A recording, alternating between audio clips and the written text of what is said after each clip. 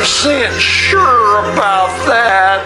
Could you possibly rewind and come again? Warning. Amazing. A production incident has occurred. Self-destruct sequence has initiated. Warning. A production incident has occurred. Self-destruct sequence has initiated.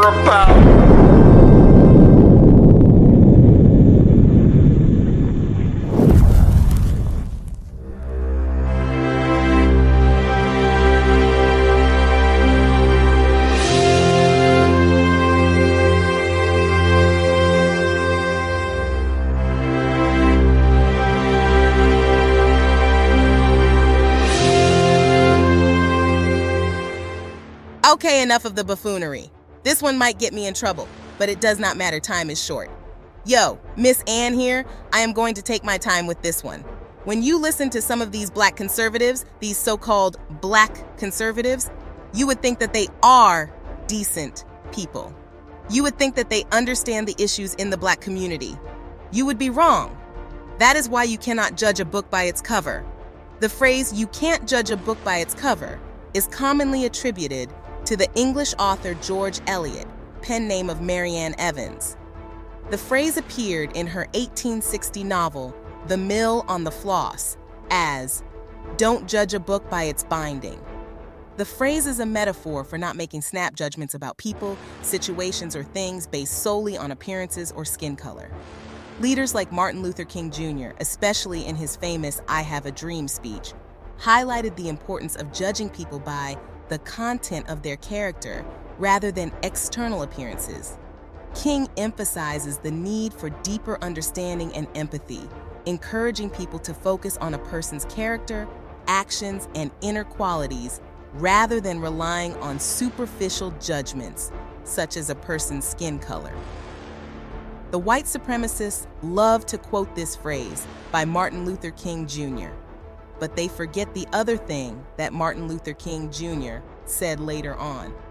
He said that he was afraid that he had integrated us into a burning house.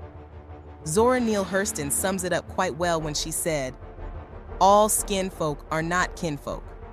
The phrase, "skin folk ain't kinfolk," or "skin folk are not kinfolk," is a popular saying within black communities that means just because someone shares the same racial or ethnic background, they are skin folk, does not mean they share the same values, beliefs, or goals. They are kinfolk. In other words, not everyone who looks like you are necessarily working for the same causes or has your best interests at heart.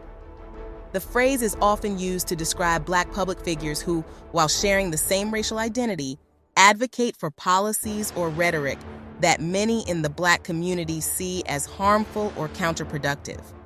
For instance, figures like Clarence Thomas, a U.S. Supreme Court Justice, and Candace Owens, a conservative political commentator, have both been labeled as skin folk but not kinfolk by critics who argue that their views and policies, such as opposition to affirmative action or downplaying systemic racism, are detrimental to black communities. Their positions, though made by black individuals, are often seen as aligning more with conservative values that some interpret as working against broader black social justice causes. Some black conservatives are against teaching black history to our children. You can add to the list CRT, critical race theory. Let us be clear. CRT, critical race theory, is a legal framework designed to address cultural and systemic racism. CRT is not taught to our grade school students. These guys want to disrupt school board meetings, ban books, and burn books that deal with race in any form. They say that when you teach CRT, you teach our children to look through a racial lens that paints America in a bad light. This goes back to them not wanting to teach black history, but they tell a big lie. They say that we are teaching our children to be a permanent underclass. You must ask yourself a question. What black parent in their right mind would ever allow their child to be taught how to be a part of a permanent underclass? The other thing that some black conservatives kick against is diversity, equity, and inclusion. Diversity, equity, and inclusion only means you treat everybody the same. You may not like their religion and you may not like their gender, but you do not have the right to stop their livelihood. But some of these black conservatives have turned it into a social pariah, claiming that we are trying to create a permanent underclass of sexual deviants in the workplace. You must ask yourself several questions when it comes to the black conservative. First question, are black conservatives allies or adversaries? Second question, are they white supremacists in blackface? Not all, but some black conservatives have one thing in common when they harangue black people, and that is, they believe that black people who vote Democratic are a monolith. They repeat the racist trope, black people live on the Democratic plantation. They make the dubious claim that all black people think alike. The very thought of that is patently absurd, racist, and offensive. Some of these so-called black conservatives seem to think that black people only vote one way, and only for black people. They claim that black people do not know the issues and that we are only bowing down to their white political masters. This is a dog whistle. In other words, vote shaming. This means that if you can convince a black person that the only thing on their mind is another person's skin color, the black person would feel shameful and vote for the other guy. Look at it this way. Some of these so-called black conservatives seem to think that most black people are stupid and that somehow they need their help or guidance to evict them from the Democratic plantation. Some of these so-called black conservatives dived headfirst into the idea that somehow Vice President Kamala Harris is not black. Again, this is a racial trope used by people who look like us. I call some of these black conservatives so-called because they do not hold to the true ideals of conservatism. Some of these people push the ideology of those who would harm and suppress us. The new red herring of the month is the idea that Democrats, black Democrats, are trying to suppress them. Bigoted, racist rhetoric is not a socially acceptable form of communication. Since bigoted and racist rhetoric communication is not socially accepted, it needs to be suppressed. Let us be clear, this type of speech, especially coming from someone who is in power, is particularly troubling. And yes, I am talking about the twice impeached sexual predator Agent Orange, the agent of chaos. Please have no illusions. 45 is a neo-fascist and a 1414 acolyte and an 88 want to be. The sad thing about all this concerning 45 is that some well-known black conservatives have hooked their wagon to his train. Some have lost their businesses. Some are doing jail time or will do jail time. Again, these so-called black conservatives have decided to ride or die with their man 45, and they seem to have misunderstood who this guy really is. The agent of chaos makes grandiose pronouncements to the fact that he loves black men. And black conservatives believe him. This is a bad dude, he's a huckster, a liar, and a xenophobic racist. 45 is straight out of Shakespeare's Macbeth. This is who this guy really is. I quote Macbeth in Act 5, Scene 5. It is a tale told by an idiot, full of sound and fury, signifying nothing. This line expresses Macbeth's profound despair and disillusionment. He sees life as chaotic, meaningless, and futile. The tale told by an idiot suggests that life is like a senseless story, full of noise, sound, and fury, but devoid of purpose or significance, signifying nothing.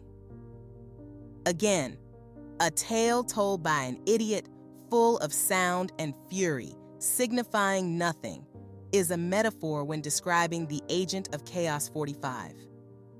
This phrase suggests that someone's actions or words are loud, chaotic, and filled with emotion, but lack substance or meaning. Look at it this way.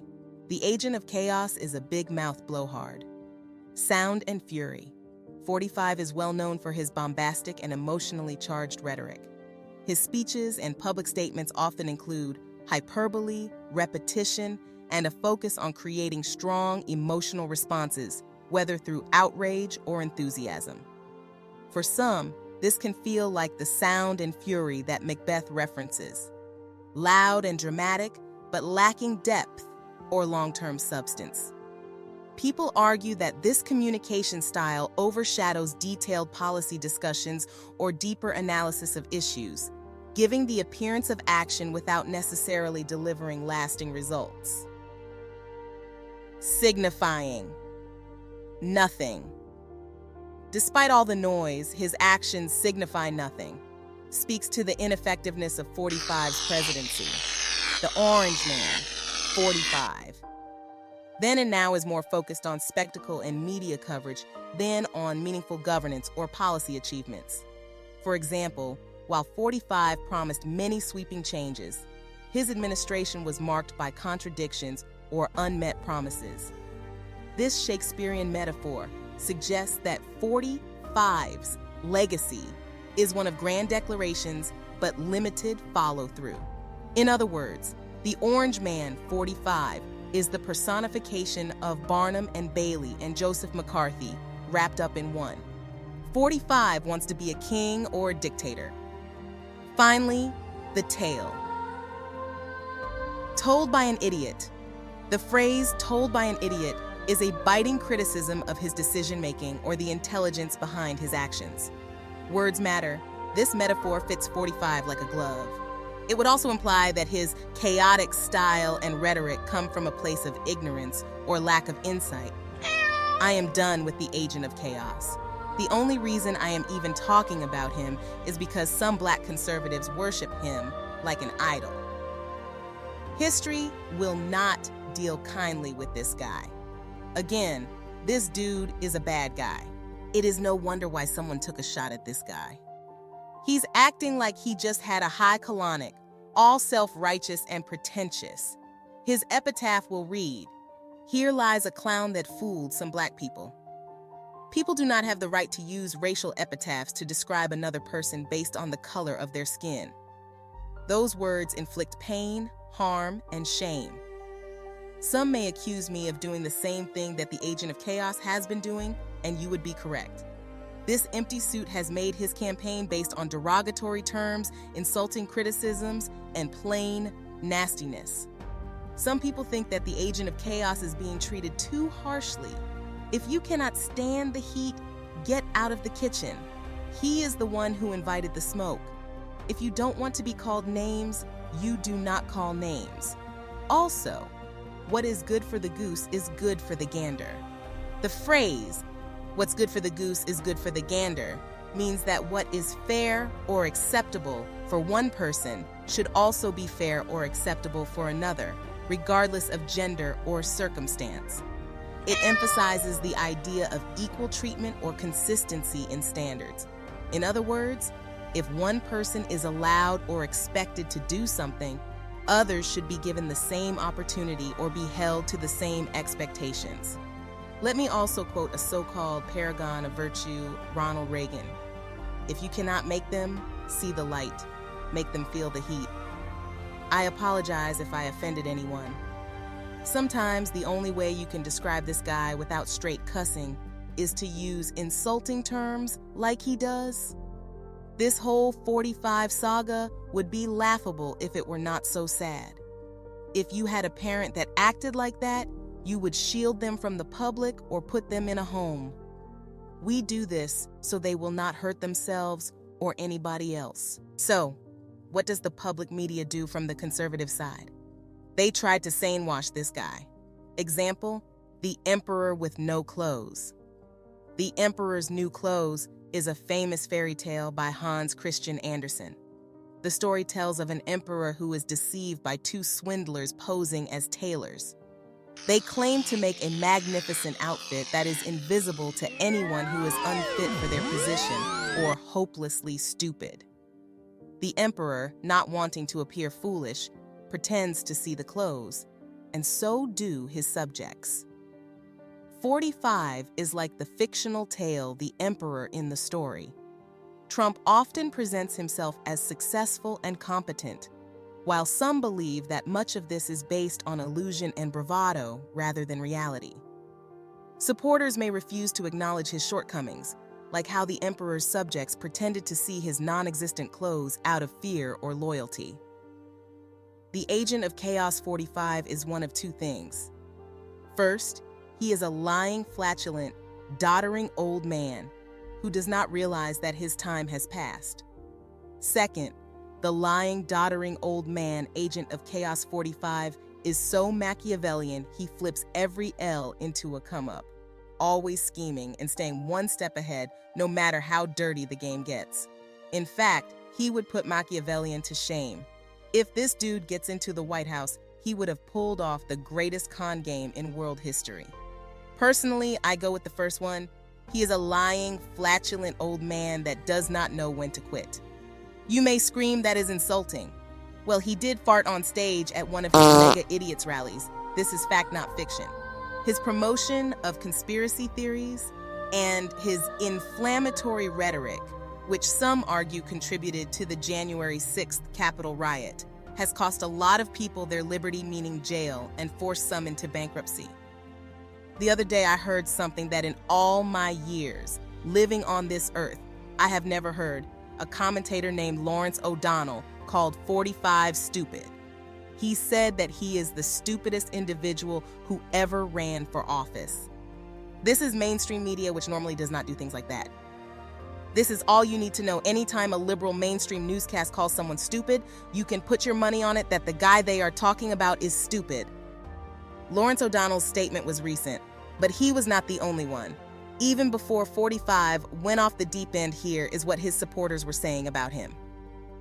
J.D. Vance criticized Trump during the 2016 election, referring to him as noxious and saying he would hurt the party. Lindsey Graham called Trump a race-baiting, xenophobic bigot in 2016, though he later became a supporter. Mitt Romney strongly criticized Trump after January 6th, calling him a threat to democracy. You must deal harshly with people like him because when you have power, the words you say can affect somebody's life. And I'm talking about life or death. You always got some idiot out there willing to listen to these wild conspiracy theories, and they personally take it upon themselves to get out and set things right. A short example. Just ask Candace Owens.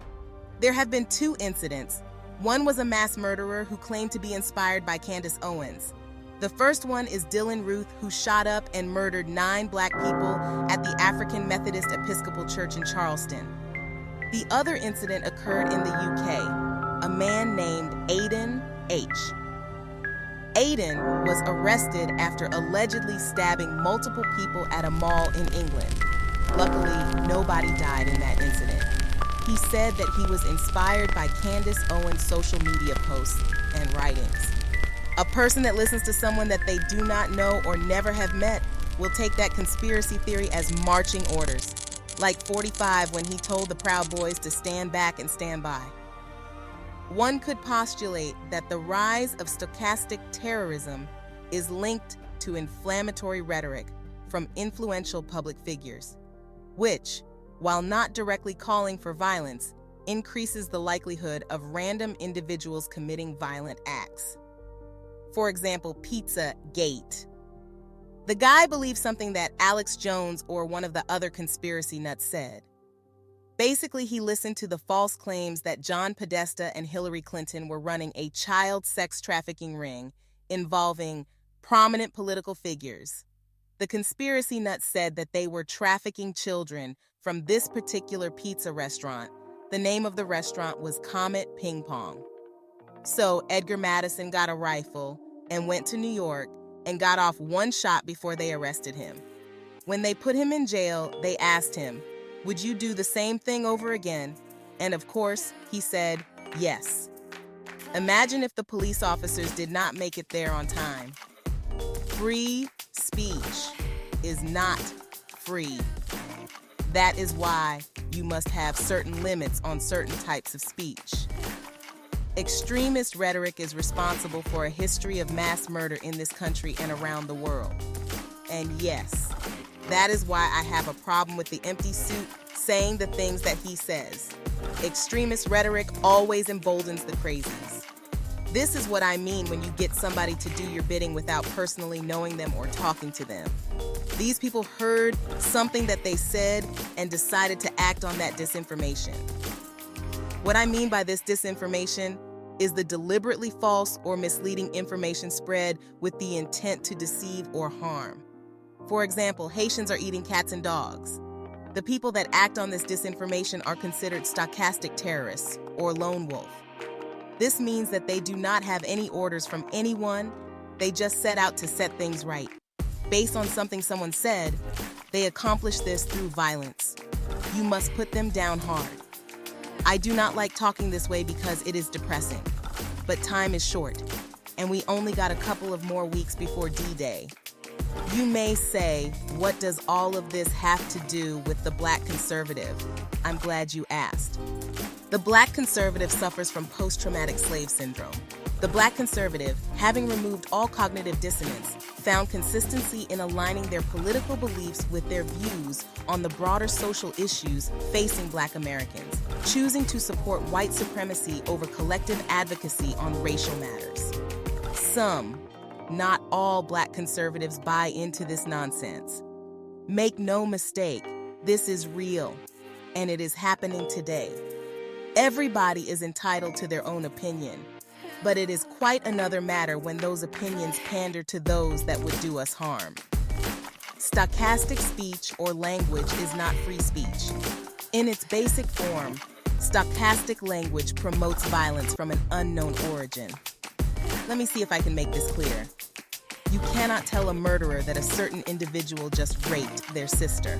You know this is not true, but you want to elicit a response from the murderer without dirtying your hands. We live in a country that promotes free speech, but again, all speech is not free. Words have consequences. Let me put it another way.